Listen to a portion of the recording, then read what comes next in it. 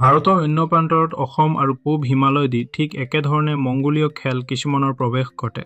সৰু আকৃতিৰ মূৰ, বহল নাক, আপেক্ষিকভাৱে কম চলি থকা বহল মুখ, পেশীযুক্ত আঁতিল চুটি চাপৰ আৰু হালধীয়া বৰণ আছিল এই লোকসকলৰ দৈহিক বৈশিষ্ট্য।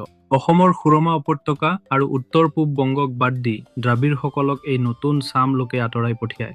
কিন্তু সুৰমা উপত্যকা আৰু বংগৰ বাকী অংশত ক্ৰমান্বয়ে মংগোলীয়সকলৰ নিজস্ব চিনচাব নাইকিয়া হৈ পৰে আৰু স্থানীয় লোকৰ লগ লাগি অন্য এটা সংমিশ্ৰিত জাতিত পৰিণত হৈ গৈ। যিমানে এই মংগোলীয়সকলে অসমৰ পশ্চিমলৈ আগবাঢ়ে, সিমানে এওঁলোকৰ বৈশিষ্ট্য হ্ৰাস পায় আৰু বৰ্তমানৰ বিহাৰৰ সীমা পায়গৈ, মানে সম্পূৰ্ণভাৱে লোপ পায়। আৰ্য আক্ৰমণকাৰীসকলে আৰ্য নাইবা ইণ্ডো-ইউৰোপীয় ভাষা কৈছিল। উত্তৰ ভাৰতৰ সৰহ সংখ্যক লোকেই পিছলৈ এই ভাষা গ্ৰহণ কৰে। ক্ৰমান্বয়ে এই আৰ্য ভাষাই পূৰ্বৰ দ্ৰাবিড় আৰু তাৰ পিছত মংগোলীয় আগমনকাৰীসকলৰ ভাষাৰ স্থান দখল কৰে। কেৱল মাত্ৰ দক্ষিণ ভাৰতৰ বাহিৰে অনাৰ্য ভাষা সৌচিদিনালৈকে ডাঠ হাবিৰে ভৰা কেতবোৰ দুৰ্গম অঞ্চলতহে বাচি থাকেগৈ। দ্ৰাবিড়ৰ দৈহিক বিৱৰণৰ সৈতে মিলা আৰু অনাৰ্য ভাষা কোৱা লোকসকলক বৰ্তমান দুটা ভাষাগোষ্ঠীত ভগাব পাৰি: দ্ৰাবিড় আৰু মুণ্ডা।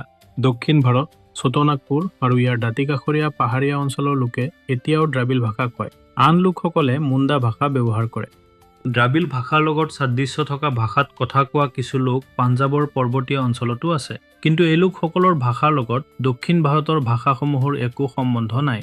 ভাৰতৰ বাহিৰত ব্যৱহৃত আন কোনো ভাষাৰ সৈতেও দ্ৰাবিড়সকলৰ ভাষাৰ কোনো মিল নাই। কেৱল মাত্ৰ বেলুচিস্তানৰ এটা ক্ষুদ্ৰ উপজাতিৰ বাহিৰে অদ্ৰাবিড়ী কোনো লোকেই দ্ৰাবিড় ভাষা কোৱাৰ দৃষ্টান্তও নাই। আনহাতেদি মুণ্ডা ভাষাৰ সৈতে অসমৰ খাচী আৰু ব্ৰহ্মদেশৰ মনখামেৰ ভাষাৰ মিল আছে। এই ভাষা দুটাৰ দৰে মুণ্ডা ভাষাও এটা ঠাল। অষ্ট্ৰিক ভাষা পৃথিৱীৰ বহু অঞ্চলত ব্যৱহৃত হৈছিল। দক্ষিণ-পূব এছিয়া, ভাৰত মহাসাগৰ, প্ৰশান্ত সাগৰৰ দ্বীপসমূহকে ধৰি দক্ষিণ আমেৰিকা উপকূলৰ কাষৰ ইষ্টাৰ দ্বীপলৈকে অষ্ট্ৰিক ভাষা গোষ্ঠীৰ দোৱানসমূহৰ বিস্তৃত ব্যৱহাৰ চকুত পৰে। এই ভাষা বা দোৱান ব্যৱহাৰ কৰা সৰহভাগ লোকেই আছিল মংগোলীয়, আৰু আধুনিক গৱেষণাবিদসকলৰ মতে ইণ্ডো-চীন আছিল এই ভাষাৰ আদি স্থান।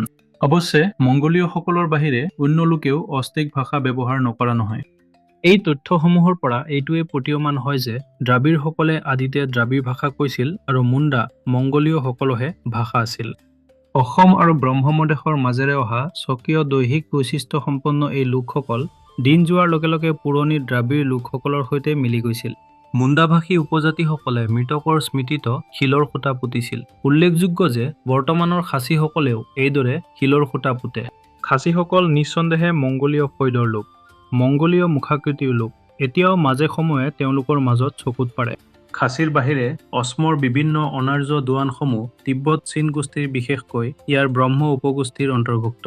বৰ্তমান অসমৰ নগাসকলৰ কথিত দোৱান, মণিপুৰ কাছাৰ আৰু লুচাই পাহাৰৰ কুকি, চীন দোৱান আৰু বড়ো দোৱান এই উপগোষ্ঠীৰ অন্তৰ্গত।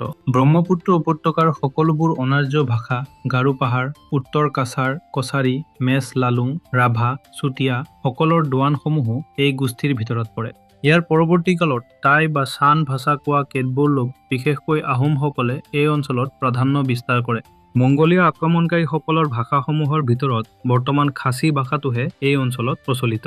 এই লোকসকলৰ এটা অংশ ছোটনাগপুৰ আৰু পাঞ্জাৱলৈকে বিস্তৃতি লাভ কৰা পথাচাৰলৈ চাই তেওঁলোকৰ এটা বিৰাট দল তাহানিৰ অসম চুমাইছিল যেন লাগে। কিন্তু পৰৱৰ্তী আগমনকাৰীসকলৰ সৈতে চেহেৰাৰ বিশেষ পাৰ্থক্য নথকাত এই লোকসকলৰ বংশধৰ সকলেনো কিমান দূৰলৈকে প্ৰচাৰ লভিছিল সেই সম্বন্ধে সঠিককৈ কোৱা টান।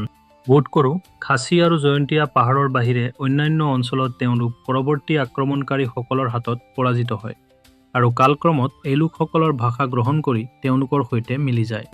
ব্ৰহ্মপুত্ৰ উপত্যকা আৰু ইয়াৰ দাঁতিকাষৰীয়া অঞ্চলৰ নৈসমূহত ডি আৰু টি শব্দৰ ব্যৱহাৰে বড়োসকলৰ এই অঞ্চলত আধিপত্যৰ কথা সূচায়। ডি আৰু টি মানে হ'ল পানী।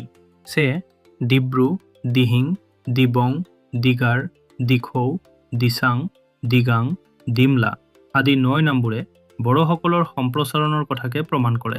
কিছুমান ক্ষেত্ৰত কিন্তু পুৰণি নামবোৰৰ চালচলনি ঘটিছিল, যেনে পুৰণি ডিচু নামৰ নৈখন বৰ্তমান জলঢকা নামেৰে জনাজাত। আকৌ আহোমৰ দিনত ব্ৰহ্মপুত্ৰৰ নাম টি-লাওহে আছিল।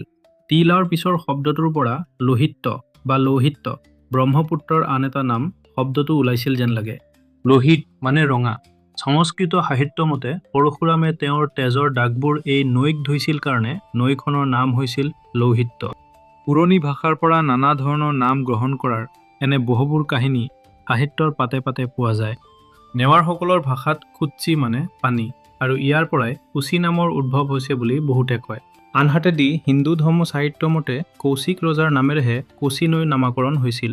সেইদৰে টি শব্দৰ ব্যৱহাৰৰ দ্বাৰা তিস্তা নৈক আমি বড়ো শব্দ বুলি ক'ব পাৰোঁ। কিন্তু হিন্দুসকলৰ মতে তিস্তা শব্দটো তৃষ্ণা বা ত্ৰিস্ত্ৰতা, তিনিটা নিজৰা শব্দৰ পৰাহে ওলাইছে। আহোমসকলে অসমত ৭০০ বছৰ জুৰি ৰাজত্ব কৰিছিল। আহোম ভাষাত নাম মানে পানী।